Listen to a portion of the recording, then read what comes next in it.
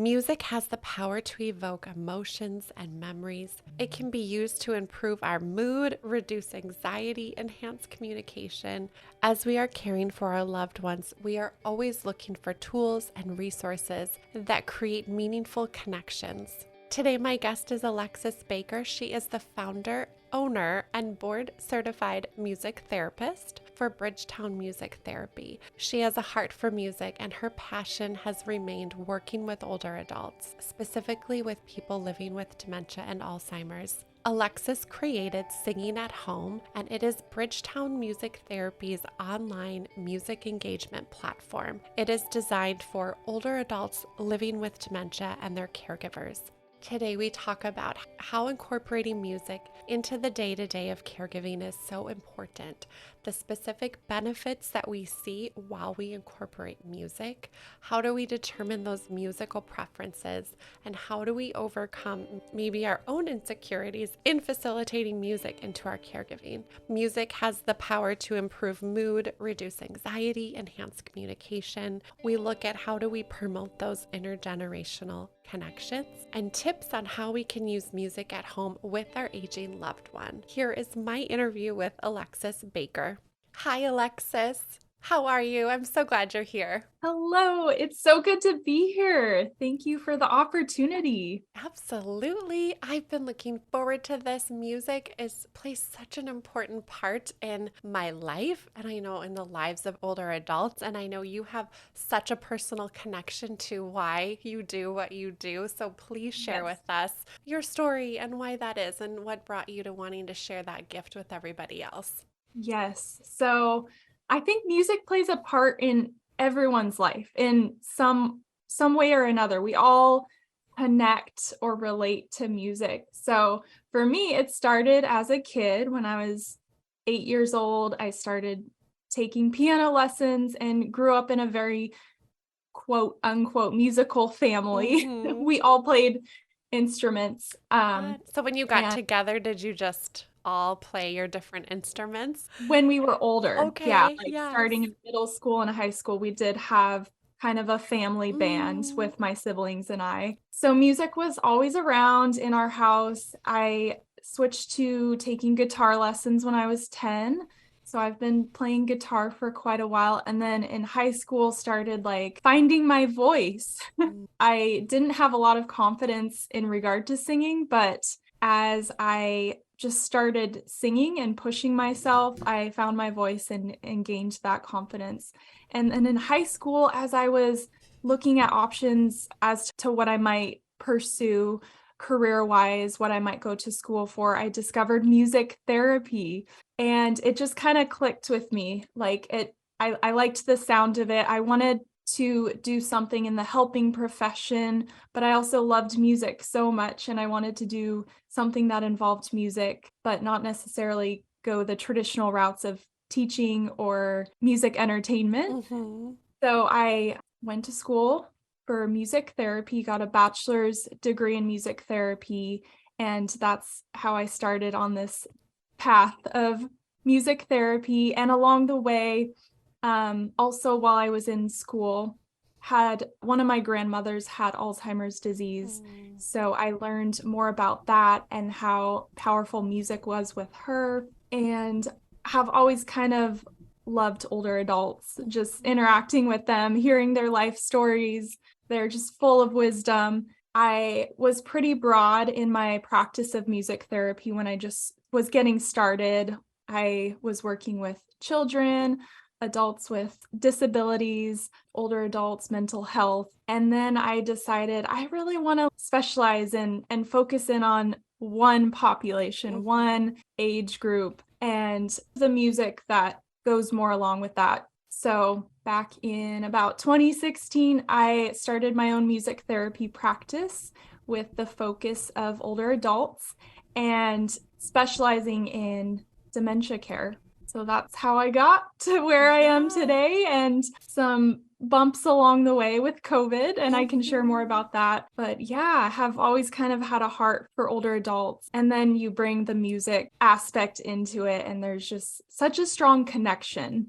There is. yes. And your heart for them really shows and shines through. I know any interaction we've had or conversation, that's just so evident. And when we're working with companies and people, it's so important that there's that heart behind what we do, because it really makes a difference when we're interacting with people. So, where did you discover that you could really incorporate music into the day-to-day life? And part of our conversation today is, how do we bring caregivers into that interaction? So really thinking of music therapy as the bridge between how we caregive, connecting with our older adults, those specifically with dementia. When did that start for you to want to incorporate those two worlds together? Good question. Music therapy is one thing. So you can have a caregiver and their loved one or care recipient who work with a music therapist. They hire a music therapist. That person might come to their home and provide a session once or twice a week.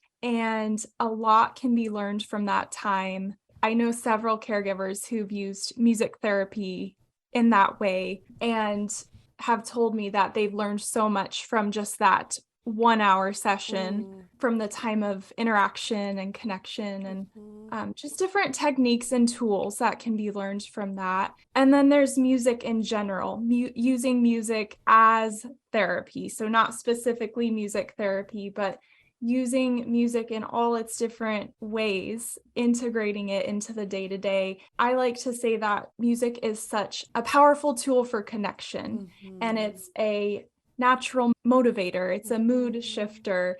So using music and the various aspects of music to benefit you and your loved one. And I've seen this play out in so many different ways. It's such a wonderful thing and so beautiful to witness and be a part of.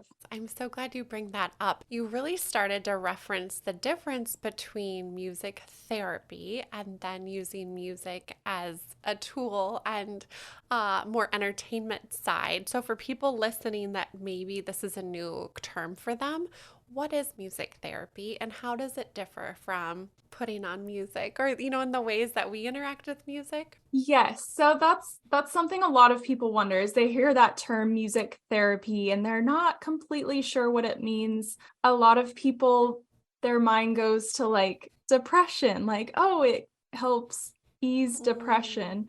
It is a broad definition because it can be used in so many different ways and it can be used with every age, every type of population. So from birth through death, you have music therapy even in the neonatal intensive care unit with preemies, and then through hospice, end of life care.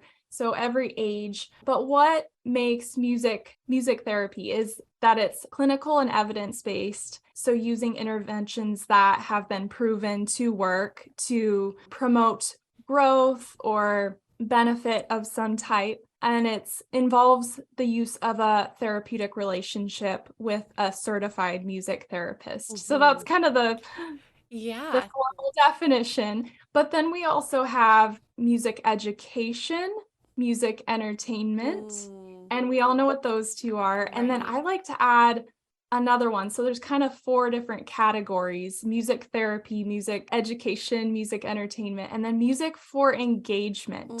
And that's kind of the direction I've gone with my music therapy background, my education and training and all that, is empowering caregivers to use music for engagement with their care recipient or their loved one. You referenced that it can be used in many different situations. So some examples of what are those even diagnoses or health conditions that are really appropriate for music therapy? If someone's trying to find ways to work with their loved one, how can we use that to encourage growth and, like you said, that evidence-based practice? Yeah, so in the aging population, it can be used with pretty much any diagnosis or disability or disease. I mean, dementia is very common. You have Parkinson's disease, you have cancer, whatever the diagnosis, music can be used. There's lots of different ways. Singing, for example, dance, listening to music, playing an instrument, using music as a relaxation tool, even songwriting and capturing or recording music. Mm-hmm. Those are some of the different music-based activities we can use. Times of day where you just have downtime or time to fill. Right. Yes. As you can use it as a time filler. You can use it as a redirection tool when there's some behavioral issues going on. You can use it in moments of transition. I was talking with a caregiver the other day about bath or shower time and how that can be such a difficult Oh, yes. transition. But she had a song that the same song each time that she would put on for her mom, and it just helped smooth out that transition. It's so helpful when we know what our options are, what we can have that's going to work. When I was working in a community, I was specifically for the first part of my career working on a transitional care unit. So people would come and have therapy, and we had a music therapist on staff. And one thing that I witnessed that really at the time blew my mind because it was new for me to see, this gentleman had Parkinson's and he had a really hard time walking and getting stuck on his steps. And she pulled out a drum and they sang a song Mm. that had the beat of the drum. And with Yes, that beat, he was able to find his steps and do that. And it was just so cool to see the power of that really, it play out and be able to witness it in action. that's a wonderful example. There are so many examples like that. One in particular with Alzheimer's and dementia, a lot of times towards the later stages, they lose the ability to speak, but music can actually help them find their voice again, whether it's just like vocalizing, they may not be forming words, but just like vocalizing.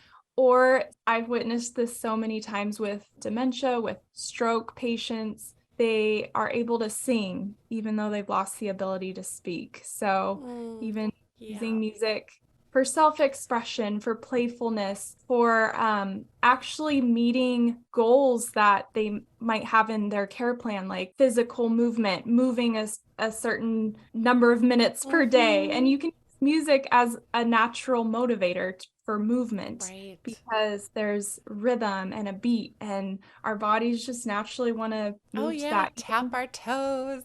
Exactly. Yeah. Yep. Clap our hands, sway our hips. I'm trying to think of what I do when I when I listen to music. Yes. Oh, and we're also going to be looking at how do we incorporate the music into our day-to-day of caregiving.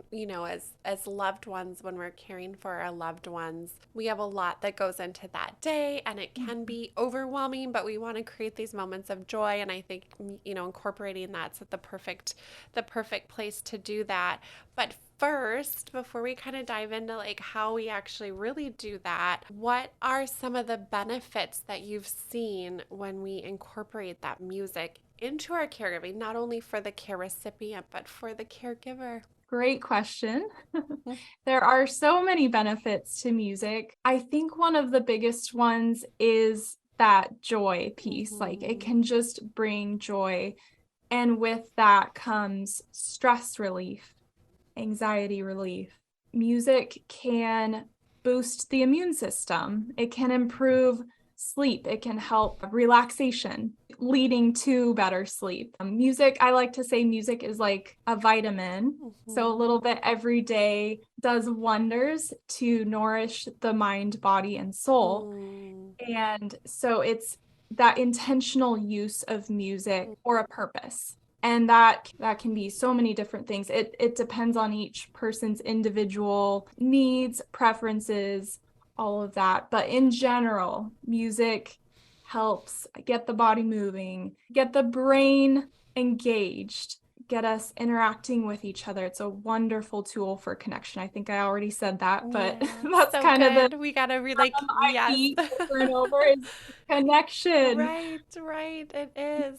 You talk about the preferences. How do we discover what those music preferences are? I mean, is it as simple as, Yeah. I don't know. I mean, They're probably different. asking the question, but if we have to discover that maybe for a loved one that isn't able to communicate that. Yes. So preferences are different for everyone. And the best place to start is just to ask. So with clients, if it's my first time meeting them or first or second time, I'm just getting to know them, finding out what type of music they like. And I'll just ask, like, what kind of music do you enjoy? What do you like listening to? And they'll usually give a broad genre, but that's a good place to start, is finding like either a time period it's from or a genre or particular style. But then you want to get more specific if possible and find out specific singer names, band names, song titles, all of that. And you just got to be a detective sometimes and might need to do a little digging, or you could ask around family members, friends, just see what you can find about their musical preferences.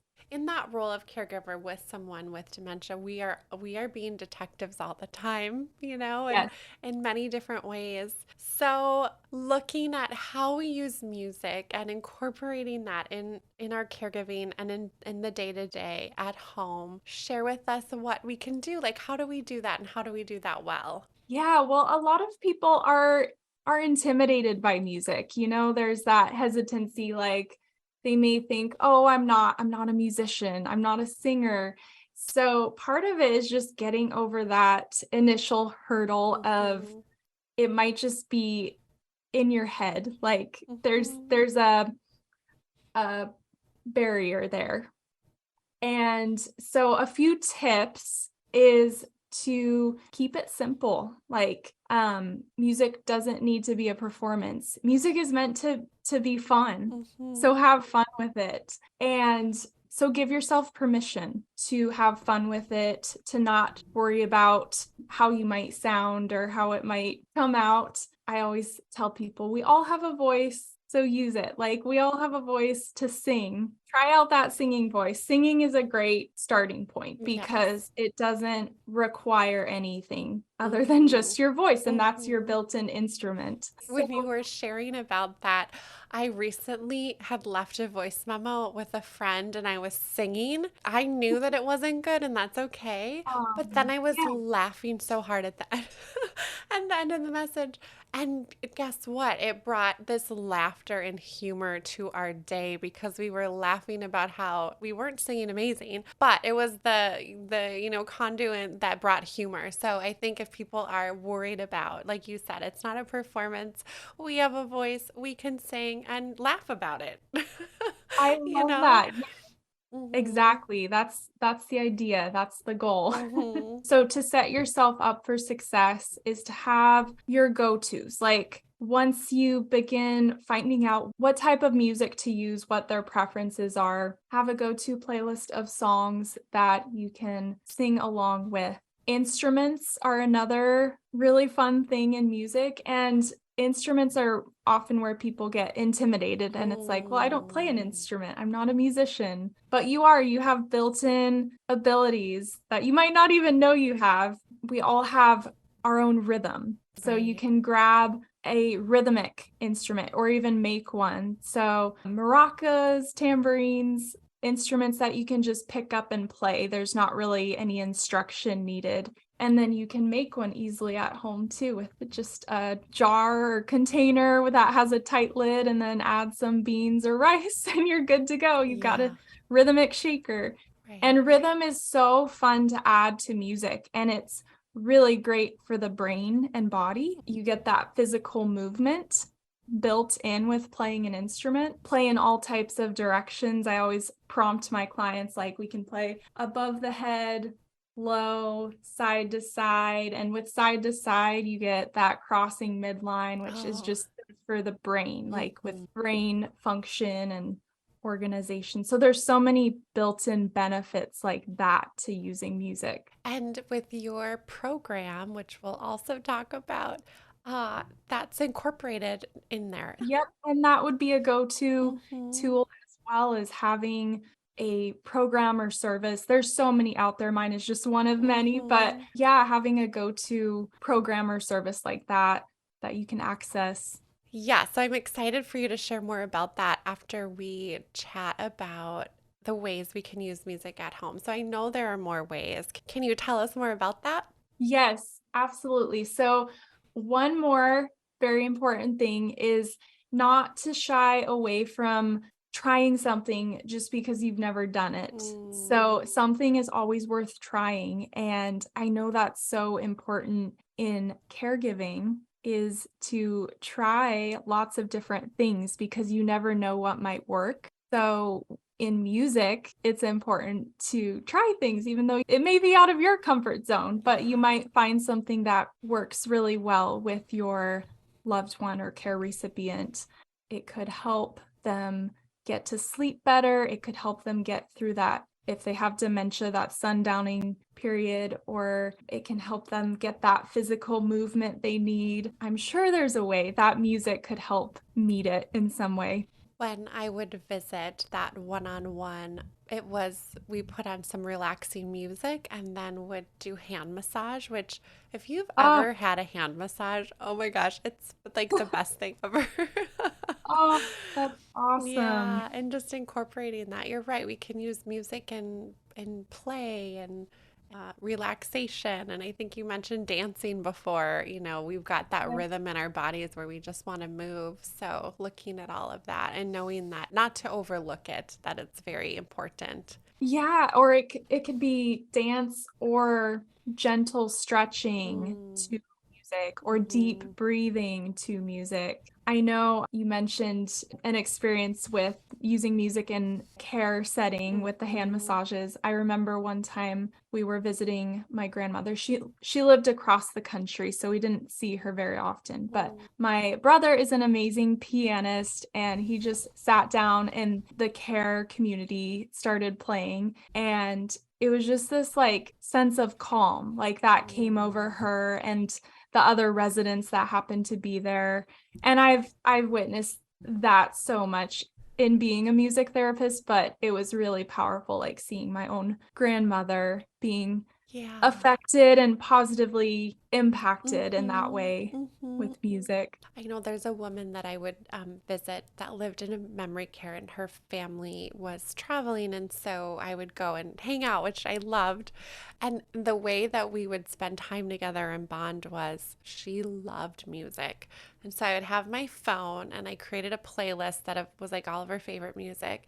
And we would walk and dance in the hallway and just walk Oh, around, and she would sing and we would laugh, and it was the way that we could connect because other forms of communication were a little more challenging, and yep. she didn't remember who I was, but she knew that we would dance.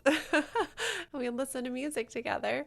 I love that. Yes, I've had so many clients who don't remember who I am week to week, Mm, but they know me through the music and we connect through the music. yeah. And it's such a beautiful thing. It is. And you go back to that connection earlier when you were like, it's connection, and it's so true. And when we don't maybe know how to spend time with our loved one at home or know how to connect to them, Mhm. sometimes that can be intimidating if we're visiting and we might not be their primary person that spends time with them. Music is the great connector that we can Yes, sit together and do something and find that commonality, I believe. So, another way to incorporate that. absolutely. Yes, I always think back, we've kind of lost that in our present Mm, day society, but I always think back to like hearing stories about maybe the earlier 1900s yes. where families would gather around after dinner and Mm, gather around the piano or around another instrument and make music together as a yes. family. And we've really lost that kind of experience, Yes, that's so true. They but would, it's that so would be, powerful. yeah. Oh, I'm glad you brought that up because that is, I'm sure, too, how many of the older adults in our lives grew up spending time with people that they Mhm. love. Or there was even more of even around, like the 40s and 50s, that was the socialization is going to places where there was a band or you were dancing or all of that. That's how people would hang out together. And we've lost that as well. I mean, we can still Yeah, find music venues, obviously. It's like one of my favorite hobbies. It's just not as common. You gotta like work a little harder to find exactly. where those places Yeah. are. Well, going to a concert together is a great Mm-hmm. example of a shared musical experience. And Mm. that's a wonderful thing if you're able to go to a concert together Mm-hmm. with family member you're caring for or whatever the scenario. We talk about active experiences versus receptive Mm. experiences in music therapy, and going to a concert is more of a receptive experience. Mm-hmm. Although Mm-hmm. sometimes you want to sing or dance along to the Yeah. live music, but it's the power of connection through a shared experience Yes. that you're Yes. both there experiencing the same thing. Mm-hmm. And then you can talk about it later and it becomes a memory. How have you seen music being effective bringing the whole family together? Kids, people of all different ages. What are you seeing in that way? Oh, good question. Music is once again so powerful in bringing people together, especially people of different ages, because as you had mentioned earlier, you may not be the primary caregiver, but you're visiting and you're wanting something to do with them. That's a challenge, is like, what do I do with my loved one who's declining and I don't know how to interact with them? Well, music. So Mm-hmm. I've had experience within intergenerational settings, and it's such a beautiful thing. It was a day center, a day program for people with dementia and other disabilities. That was one side of the building, and they called them the grandparents. And then Mm. the other side of the building was the kids like 5 and under, and it was a daycare for kids. And then in the center of the building they would bring them together a couple times a day for intergenerational activities, and I got to lead music sessions with both ages. And there's just some really beautiful interactions that take place naturally through music, like playing instruments together. There's this instrument called a pentatonic xylophone, and it's really easy to play, really fun to play. And I would have that the grandparent would be holding a mallet and a kid would be holding a mallet, and they would play it together Oh, and do a little duet, and I'd yeah. be accompanying on guitar. So just like, I So mean, that's fun. more of a formal music therapy setting, but going back to our ideas of singing, dance, playing an instrument, listening to music together, capturing, recording music, Yeah. Yeah. recording your loved one's voice so you can listen back on it later and share it with the family later. Get creative. Yeah. Have fun Sky's with the it. limit. Have fun. Yay. Yes, we take ourselves too seriously and we don't need to. Yep. We don't need to.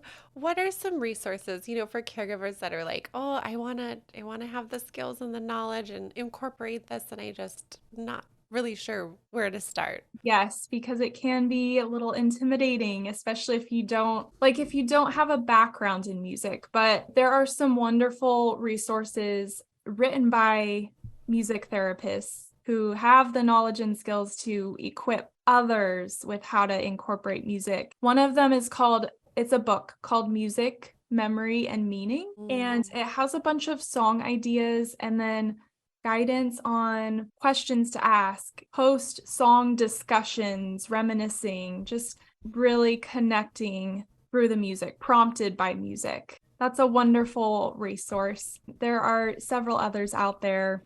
Yeah, that's a great place to start. Thank you. So, another big, movement that's happening in our world is we're going to technology for a lot of different things. How is technology not only, is utilized, but has impacted the field of music therapy and, accessibility and effectiveness for older adults and caregivers? And you've got some really cool things to share with us about that. Yeah, so technology pre-COVID had just been steadily increasing. Mhm. And then COVID happened and it just took off. Like we really were forced to turn to technology to continue our lives, to connect with each other. And COVID was horrible, horrible for so many people, for caregivers, older adults, very isolating.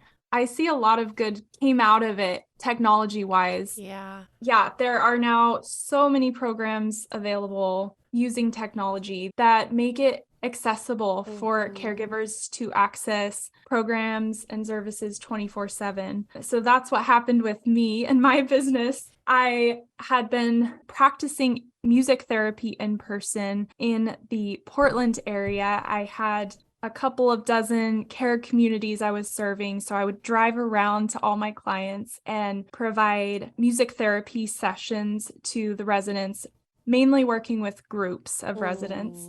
And then COVID began, and as an outside vendor, I was not allowed to go into the buildings anymore. So all of my work was cut off.